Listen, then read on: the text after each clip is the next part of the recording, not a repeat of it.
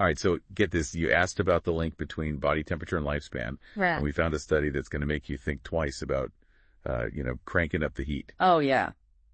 It's from Nature Metabolism, and it dives into some research on mice and hamsters that's, well, let's just say pretty wild. Yeah, what's really interesting about this study is that it kind of flips the script on how we normally think about aging. Okay. We tend to think of metabolism as being the big player, but this study isolates body temperature as its own separate factor. Interesting. So it's a fresh perspective for sure. Yeah, so these researchers set up this experiment with 3 groups of mice and hamsters. Okay. One group's living the good life at normal room temperature. Right. Another is sweating it out Mm-hmm. at a sizzling 32.5 degrees Celsius. That's like 90.5 Fahrenheit. Wow, yeah. And the third group, they're also in that hot box, but they've got a fan to keep things a little cooler. Gotcha, yeah. So that 32.5 degrees Celsius is key here. Okay. It's just a touch above the thermoneutral zone for these little critters, which means their bodies have to kick into overdrive to stay cool. And that lets the researchers really zero in on the effects of that higher body temperature. So this is where things get interesting. Yeah.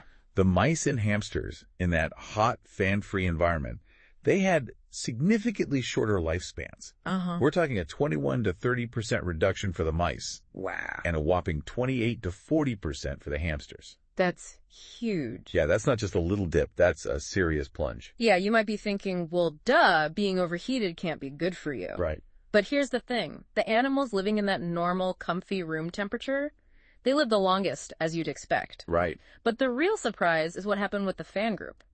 Oh, really? Tell me more. Okay, so those animals, even though their metabolisms were slower because of the heat, they ended up living just as long as their room temperature buddies. It's like that fan was like a get-out-of-jail-free card. It really is, and that's the bombshell here. Yeah. It really points to that elevated body temperature itself, not the slower metabolism as the main culprit behind the shorter lifespans. So hold on. Are you telling me I need to start, sleeping with a bag of ice to live longer? What does this all mean for us humans? Well, it's not quite as simple as that, but this research does spark some pretty big questions. Yeah. Let's think about calorie restriction for a minute. Okay. It's been shown to help various animals live longer. Right. And one of the things it does is lower body temperature. So maybe turning down the heat inside is one of the ways calorie restriction works its magic. Exactly. That's one of the most exciting implications of this study. Yeah, that's pretty mind-blowing. It really lends support to the idea that lowering body temperature could be a major mechanism behind the lifespan extending effects of calorie restriction. So instead of just focusing on what we eat, we might need to start paying more attention to our internal thermostat. Right. It's like a whole new way of thinking about aging. Absolutely. But before we get ahead of ourselves, let's dive into the details of this study. What else did they look at to make sure that body temperature was the real driver here? Right. That's what we'll explore in part 2. Yeah. Okay, so we left off with this big question. How did these researchers really make sure it was the higher body temperature and not something else affecting those lifespans? Right. Yeah, they really went all in on this one. Okay. It wasn't just did they live longer. Uh-huh. They tracked things like body mass, Okay. how much the animals were eating, even got down to the weight of specific organs and fat deposits. Wow. Really trying to paint a complete picture. So, did the mice and hamsters in those different temperature environments start, packing on the pounds or becoming super picky eaters? Well, that's what you'd expect, right? Yeah. But that's not what they found. Oh, really? Their body mass actually remained pretty consistent across all the groups. Huh? And while there were some small differences in food intake, Right.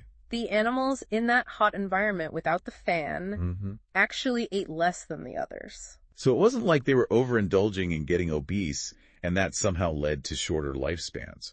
Nope, not at all. And that's what makes these results so compelling. Yeah. It really seems like that shortened lifespan was directly linked to that higher body temperature, even taking things like diet and weight gain out of the equation. Okay, but hold up. We were just talking about how the animals in the heat had slower metabolisms. Right. And haven't we always heard that a slower metabolism is a good thing for living a longer life? That's the prevailing wisdom, isn't it? Yeah. This study throws a bit of a wrench in that thinking. Okay. They did confirm that the hamsters and mice in both hot conditions, Right. with and without the fan, Yeah. had significantly lower daily energy expenditure. Yeah. So yes, the metabolisms were indeed slower, Yeah. but the key here is that only the animals without the fan experienced that shortened lifespan. So having a slower metabolism wasn't some like magic ticket to a longer life. Right. It's almost like the higher body temperature was overriding any potential benefits of that slower metabolism. Exactly. And to further drive that point home, Okay. the researchers dug even deeper and looked at something called inflammatory markers in the animal's blood. Now, why would they look at inflammation? Is that somehow connected to aging? That's a great question. So no. inflammation is linked to all sorts of age-related diseases, Uh-huh. things like heart disease, Yeah. Alzheimer's, Right. even certain types of cancer. Okay. So they wanted to see if the animals in that hot environment Yeah. were experiencing more inflammation, which could have explained their shorter lifespans. So were those overheated animals basically walking inflammation factories? Actually, no, and this is another really important piece of the puzzle. Okay. There were no significant differences in those inflammatory markers between the groups. Interesting. So the shortened lifespans weren't a result of some ramped up inflammatory response to the heat. It's looking more and more like that higher body temperature is the primary driver here. So they accounted for diet, Mm-hmm. weight, Yeah. metabolism, Right? and inflammation. Yeah. Talk about thorough. He was thorough. What else did they look at to build their case? Well, remember how we talked about that thermoneutral zone Right. and how the animals above that zone have to work harder to stay cool? Yeah. The researchers wanted to rule out the possibility that all that extra effort was somehow contributing to the shorter lifespans. Oh, I see. So did those overheated animals basically run themselves ragged trying to cool down? Like, were they on tiny treadmills, 1247 or something? No, not quite. Okay. But they did measure the animal's locomotor behavior, basically how much they were moving around. And guess what? Right. No significant differences between the groups there either. Wait, seriously? So those animals stuck in the heat weren't more active than the others? Nope, and that's what makes this such a well-designed study. Yeah. They controlled for so many variables. Wow. And what they're left with is this higher body temperature. Uh-huh. Even when you take all these other factors out of the equation, Yeah. can have a direct and measurable impact on lifespan. Wow. At least in these small mammals, that is. This is really making me think about my own habits. Yeah. But I gotta ask, how much can we really apply these findings to us humans? That's a good question. And what kind of implications does this research have for, say, the future of anti-aging treatments? Right. I'm guessing those are the kinds of questions we'll be tackling in the final part of this deep dive. Okay, so we've established that things are heating up in the world of aging research, but let's be real. This study was all about mice and hamsters. How much can we really, extrapolate that to us humans? Yeah. Can we really draw a straight line from rodents in a lab to, well, you and me? Yeah, I mean, that's the million-dollar question, right? It's true. We can't just assume what holds true for mice and hamsters will automatically apply to us humans. But before we dismiss these findings as just, rodent-specific quirks, there are some fascinating parallels that make this research relevant to us. Okay. I'm all ears. Give me those human connections. Well, remember how we talked about calorie restriction and its ability to lower body temperature? Right. There's a growing body of evidence suggesting that even small reductions in body temperature in humans could have some pretty remarkable effects on our health and how long we live. So you're saying we don't need to start taking ice baths every morning. Yeah. But even a little dip in our internal thermostat could make a difference. Exactly. There's research indicating that a decrease of just 0.5 degree Celsius could potentially lower our risk for all sorts of age-related diseases. It's a pretty exciting area of exploration. Wow, that's pretty amazing. But how would we even go about safely lowering body temperature in humans? Yeah. Are we talking about some kind of futuristic cryogenic chamber situation? Yeah. Haha. No cryogenics needed. Researchers are looking into a variety of approaches, from targeted therapies to lifestyle modifications. Some studies are exploring the potential of specific drugs that can modulate body temperature.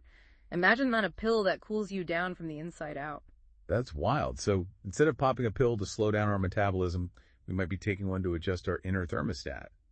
The future is weird. It is, isn't it? And let's not forget about the power of the things we can control right now.